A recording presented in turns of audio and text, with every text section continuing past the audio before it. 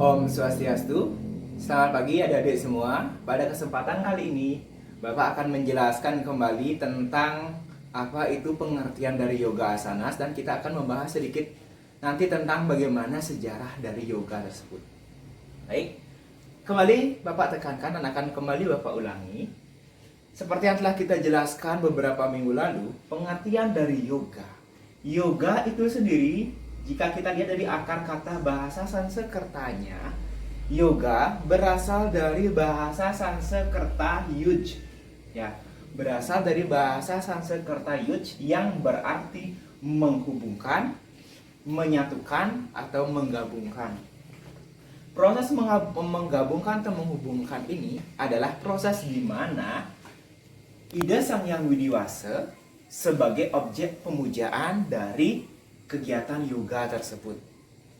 Jadi di sini Atman atau yang kita sebut sebagai roh atau jiwa Atman itu melakukan suatu penggabungan atau menghubungkan antara jiwa dengan sumber kehidupannya, yaitu Ida Sang Hyang Widiwasa atau Parama Atma.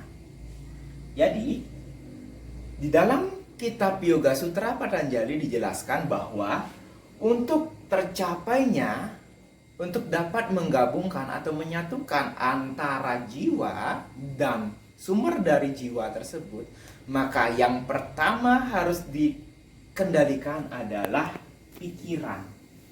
Ya, mengapa pikiran? Pikiran di sini dia memiliki sifat yang sangat liar. Pikiran memiliki sifat yang cenderung berubah-ubah. Pikiran di sini bersifat dia sangat cepat sekali menangkap suatu objek.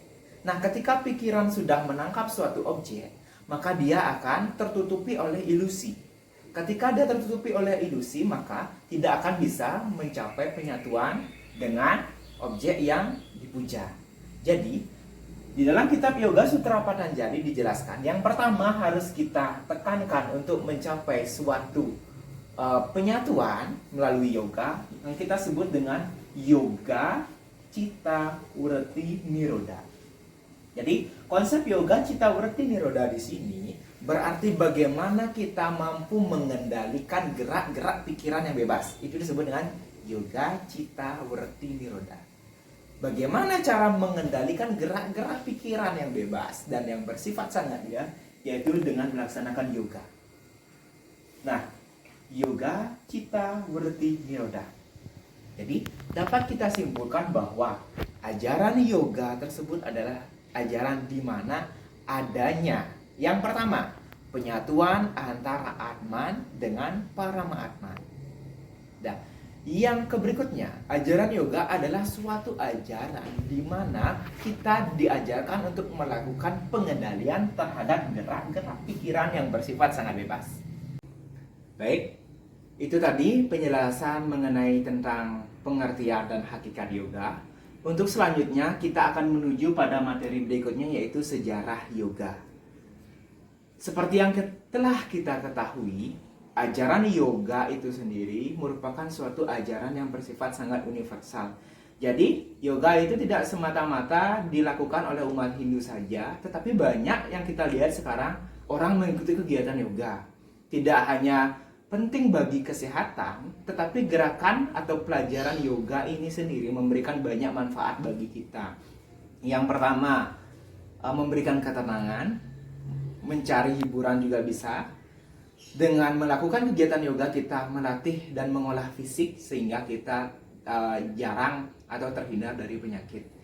Itu beberapa dari yoga yang telah kita lihat sekarang. Jadi yoga tidak serta-merta dilakukan oleh orang yang beragama Hindu saja, tetapi dia bersifat sangat universal dan sangat fleksibel.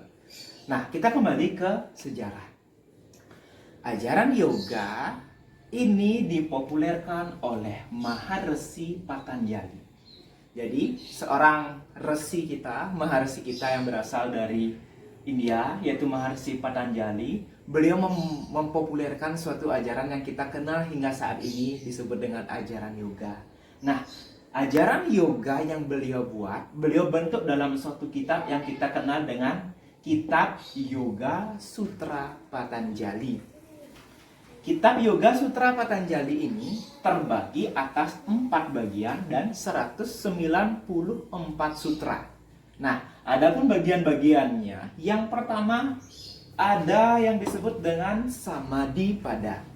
Di dalam kitab Samadhipada ini menjelaskan bagaimana tujuan, fungsi, dan bentuk dari yoga tersebut. Yang kedua adalah kitab Sadanapada. Dalam kitab Sadanapada ini menjelaskan bagaimana cara kita untuk praktik, bagaimana cara kita untuk melakukan gerakan-gerakan yoga tersebut.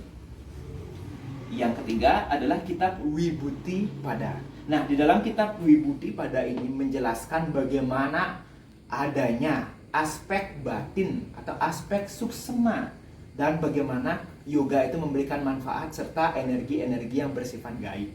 Ya. Yang keempat adalah Kaivalyapada. Nah, di sini ada huruf V. Dalam pembacaan sistem bahasa Sanskerta, V itu kita baca W. Jadi ini bacanya Kaivalyapada. Kaivalyapada ini menjelaskan bagaimana roh atau jiwa itu mencapai kelepasan. Nah, di sini menjelaskan bagaimana nanti sang roh atau jiwa mencapai kebebasan atau kelepasan yang kita sebut dengan moksa.